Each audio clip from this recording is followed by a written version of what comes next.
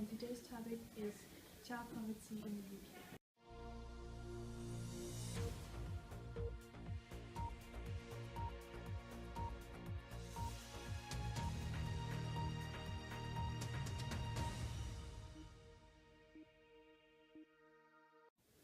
Today we have a special guest, John Wayne, and he's an expert on child poverty.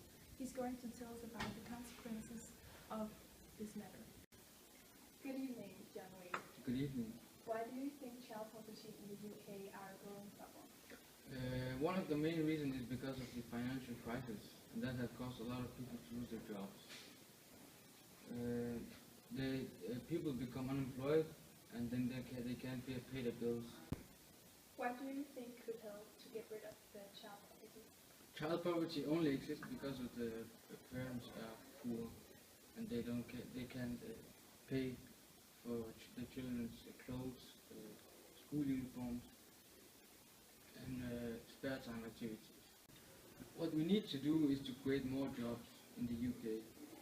It may take some time and resources, but what else is there to do? Who is out there to fight child poverty, and what do they do? They have a St. Francis Family Center based in Tower Hamlets, near area with the highest rate of child poverty. They have a nursery that helps children aged 5 to 8 prepare for school, and an after-school club providing educational activities for children. What are the consequences of child poverty? When children grow older and they leave school without any education or job, they run out of ideas of what to do. Then they start becoming criminals and stealing, which is a problem later on for the UK. We will return to you later. And now we are moving out to our reporter who is in the UK talking to one of the children who is living with poverty every day. Thank you to the studio. I am standing here at Oliver's school with Jimmy Farnsworth here, and he is one of the many children that has been hit by poverty in England. So tell me, Jimmy, how is your regular day? Well, I usually go to school from 8 AM to around 2 PM. Afterwards, when I come home, I usually play with my 2 younger brothers out in the garden. We can't play with any toys since we don't own them. We simply can't afford them. And after we've played for a while, it's time for dinner. And Mom calls us, and we go inside and we have dinner. But it's not a very huge meal. Again, since we don't have that much money, we don't eat very often, only breakfast and dinner. And then again, after the dinner, we have to play again to spend the time and maybe do some homework. And then around 9 PM, we go to bed. So, do your parents have any work at all?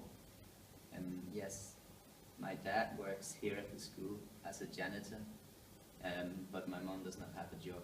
I think my mom is very bored often since me and my brothers go to school every day, and she's just at home cleaning. I don't know how she's spending her time, but I think it's very sad. So, if your mother doesn't work, but it's your father, then how much does he actually work? Well, my father are like us here every day, Monday through the week until Friday. He works even when when our school is finished. He stays for a couple of hours because we really need the money. So I don't see my father very often because he's very tired. Do you often get bullied because of your uniform? Sometimes. Really? Yeah, it's mostly these pants. Oh my god. Are you okay? Yeah. Come on. Give me a hand. Thank you. No problem. The school uniform costs around £5, and we have to buy new school uniforms very often, and we can't do that. So these pants are actually from the 5 uniforms ago, so it's quite outdated, and as you can see, a little bit dirty also. How is the condition of your house? Do you have heating? Do you have clean water? Yes, we do have heating, but it's not turned on very often. It's very expensive, and my father says that we can hardly afford to have it turned on. Mostly, sometimes we turn it on at the winters because it gets really cold, but we often have to turn it off, I'm afraid. And also, we are struggling with some damp problems. The walls are very disgusting, and me and my younger brothers have to sleep very close to it, and it's not very healthy to inhale, so we often get very scared, and then we sleep on the floor. And the rock is very dirty. It's quite uncomfortable. Well, thank you very much, Jimmy, for the help. It's been nice having to talk with you, okay? Thank you. You take care now. And I hope that answers some of your questions. So back to you, Diana. Thank you. How tragic, John Wayne. What do you think about this? Here we see a perfect example of child poverty in the UK. As we can see, the school is in terrible condition, with old furniture and poor lighting. Thank you for being with us today. Have a nice evening. And now we're on the phone with Bill Jones, who has some facts about child poverty in the UK. Good evening, Diane. I'm going to tell you about some of the facts regarding poverty in the UK. But first and foremost, I'll provide you with what characterizes poverty, and that is a lack of adequate financial resources. Now that that is out of the way, I'll provide you with some other facts regarding the subject. There are over 3.5 million children who live in poverty in the UK. In a city like Leicester, 3 out of 4 children are actually living in poverty. As our expert explained, it is often due to a lack of jobs, but in 42% of the households there are at least one of the providers who has a job. But however, this is only poorly paid jobs. Another problem is that the families often depend on loans to survive. This creates an evil circle, since they often cannot afford to pay the interests. 1 in 5 low-income families report skipping meals simply because they cannot afford to eat as often as regular people.